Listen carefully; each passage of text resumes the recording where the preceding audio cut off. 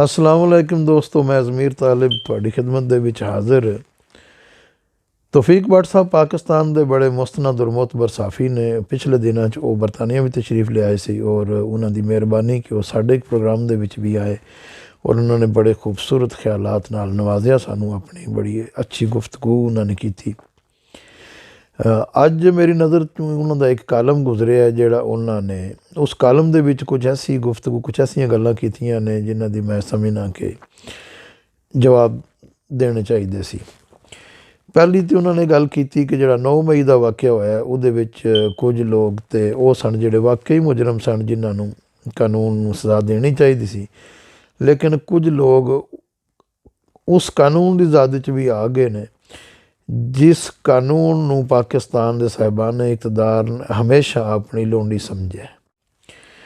इस तू अगे जाके तो वो दूसरी गल ये करते हैं कि अगर बाजवा साहब इमरान खान की हुकूमत गिरान वाली चवल ना मार दे, बड़ा अच्छा जुमला है, यानी अगर बाजवा साहब इमरान खान की हुकूमत गिरान वाली चवल ना मार दे तो इमरान खान साहब अपने बयानिया जोड़ा उन्होंने बनाया सी मदीना की रियासत वगैरह वो आपे ही उहदे हेठ आके तो हुण तड़ी उन्होंने किधरे गुम भी हो चुकिया होना सी और उन्होंने जोड़े संगी साथी से जोड़े उन्होंने PTI के रहनुमा से उन्होंने उस तरह मूँह छुपांदियां फिरना सी जिस तरह इस वक्त PDM के लोग 1.5 साल की हुकूमत करन तो बाद मूँह ते कालक मलन तो बाद हुण मूँह छुपांदे फिरदे ने। तो मैं उन्होंने तौफीक भट्ट साहब की खिदमत से गुजारिश करना चाहना कि तौफीक भट्ट साहब वो बयानिया है किहड़ा सी इमरान खान साहब का जिहदे उन्होंने हेठ आ जाना सी।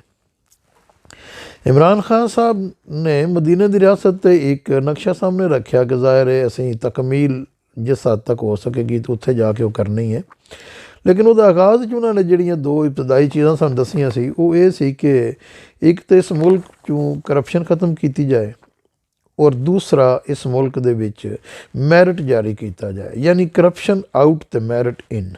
इस तो अलावा ये मुल्क अगे नहीं चल सकता, इसका निज़ाम नहीं चलेगा, ये मुल्क तरक्की नहीं कर सकता। हुण इन्हां दोनों गल्लां चों तुहानूं किस गल नाल इख्तलाफ है? जाहिर है कि गल्लां दोनों दुरुस्त ने, इहदे किसी नाल भी कोई इख्तलाफ नहीं किया जा सकता, लेकिन तुसीं भी जानते हो तो असीं भी जानते हैं कि करप्शन नूं रोकण दे खिलाफ इमरान खान नूं सब तो ज़्यादा मज़ाहमत किस तरफों आई सी।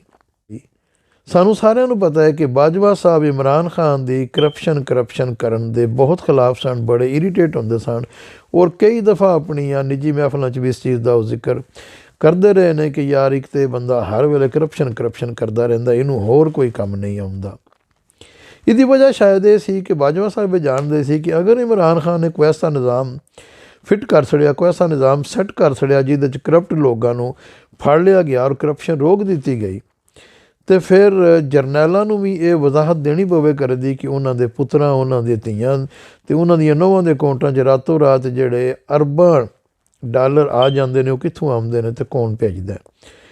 लिहाजा इस वास्ते भी इमरान खान साहब की हुकूमत नूं ख़त्म करना जरूरी सी कि ये किधरे करप्शन ख़त्म करन दा निज़ाम जारी ना कर देण। इस तो बाद तुसीं एक गल कीती है कि पुलिस ने अन्नी मचा के क्यामत बरपा करके पाकिस्तान दे आवाम दे उत्ते जुल्म ढा के ते साहिबान इकतदार दे अदारे नूं बड़ा बदनाम किया है। किबला काबा अज थोड़ी देर पहले तुसीं इस पुलिस नूं और अदलिया नूं साहिबान इकतदार दी लोंडी करार दिता है। तो पहली गल तो कि लोंडियां दी अपनी कोई मर्जी नहीं होंदी, वो आका के खिलाफ नहीं जा सकदियां, जो आका की ख्वाहिश तो जो आका की मर्जी होंदी लोंडियां ने वही काम करना होंदा। लिहाजा मेहरबानी करो तो यह लोलीपॉप हुण सानू ना दिओ कि यह जिहड़ा जुल्म सितम होया है उन्होंने महसूस हो गया यकीनन उस साहिबान इकतदार नूं कि अगे लोग पुलिस तो नफरत करते सी ते फौजियां दी खाली गड्डी नूं देख के भी सैल्यूट करते सी, लेकिन हुण वो पुलिस तो जिमीं ज़्यादा फौजियां दी इन हरकतां तो फौजियां नूं भी उस ही दर्जे च शुमार करन लग पे ने। तो ये हुण अपने गलों ला के वो पुलिस के गल पाउण वाला ये लोलीपॉप मेरा नहीं ख्याल कि हुण पाकिस्तान की कौम पाकिस्तान के अवाम ये तुहाडे कोलों ये लैणगे। इस तो अगे जिहड़ी अपने कालम च लिखदे हो कि जिस वक्त साहिबान इक़्तिदार ने इमरान खान की हुकूमत गिराई है, यानी अदम एतमाद करवाया है, सपोर्ट दी कीती है। उस वक्त इमरान खान साहब को दो रस्ते से, एक तो यह सी कि वो अपोजिशन च जाके बैठ जाते, सबर करते और अपनी वारी का इंतजार करते, और जो कुछ मुल्क नाल हो रहा, जो कुछ कराया जा रहा उहदे ते खामोशी इख्तियार करते। दूसरा रास्ता वो तसादम का रास्ता सी, जिहदे नतीजे विच खान साहब ने इतना ज़्यादा एहतजाज किया, इतना ज़्यादा तसादम किया कि साहिबान इक़्तिदार कोले होर कोई रास्ता नहीं सी रह गया कि वो इस मुल्क नूं दोबारा चोरां डाकुआं ते लुटेरियां दे हवाले कर। ये बड़ी गौर तलब बात है जिहड़ी तुसीं कीती है। इहदी पहली गल तो यह है कि तुसीं ये तस्लीम कर रहे हो और ऐलान कर रहे हो कि इस मुल्क नूं साहिबान इक़्तिदार ने ज़बरदस्ती चोरां डाकुआं ते लुटेरियां दे हवाले कीता है। जिहड़ा वो कहंदे फिरदे ने कि नहीं जी साडी कोई डील नहीं हुई, तुसीं इहदे बड़ी खूबसूरत वजाहत कर दी है कि नहीं, चोरां डाकुआं दे हवाले साहिबान इक़्तिदार ने इस मुल्क नूं कीता है।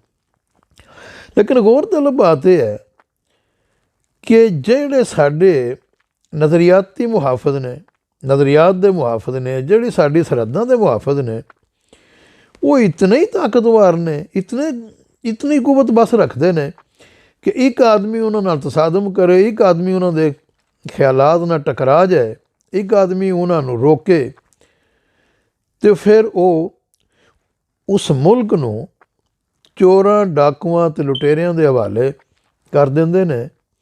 और चोर डाकू लुटेरे भी वो जिहड़े उन्होंने खुद साबित किए हुए हैं कि ये चोर डाकू ते लुटेरे ने, उन्होंने दियां वीडियो सहाफियां नूं दिखा के ये साबित किए हुए हैं कि ये चोर ने।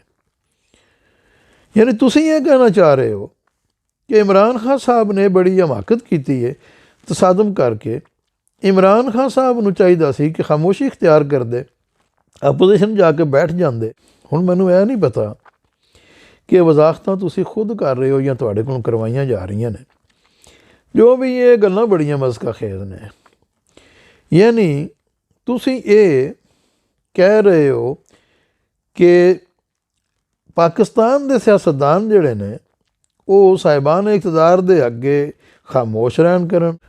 हुण इस खूबसूरत वजाहत नूं ये कौम कित्थे कबूल करेगी और कितना को कबूल करेगी। बहरहाल तुसीं अपनी कोशिशां जारी रखो। आखिरी बात तुसीं उहदे च कीती है कि खान साहब की इमेज बैन अल-अक़वामी तौर पर काफ़ी अच्छी सी और उन्होंने उस इमेज तो कोई ख़ास फ़ायदा उठा के ते अपने मुल्क वास्ते कुछ खास चीज़ नहीं हासिल कर सके। वैसे तो जवाब तो है कि खान साहब ने दाखिली सतह पर और खारजी सतह पर इस मुल्क वास्ते काफ़ी कुछ किया है। पूरी तफसीलात तुसीं भी जानते हो, मैं भी जानना, बाकी लोग भी जानते हैं। लेकिन अगर ये किया जाए ना कि खान साहब ने कोई गलती नहीं की थी तो बिल्कुल गलत है। खान साहब कोई फरिश्ता नहीं सन। यकीनी बात है कि उन्होंने कोलों सियासी गलतियां भी हुई ने और उन्होंने कोलों नज़रियाती गलतियां भी हुई ने और जाहिर है कि वो गलतियां नाल ही बंदा सीखता है।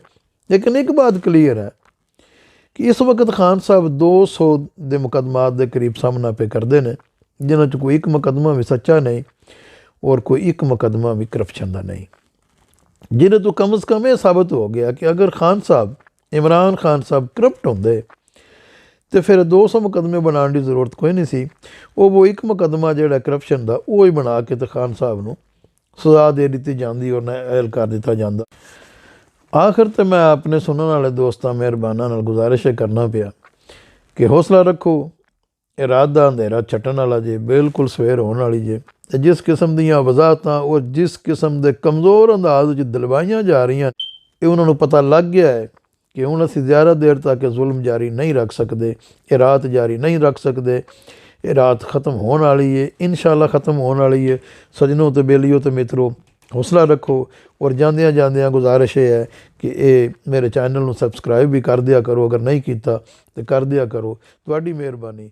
खुदा हाफिज़।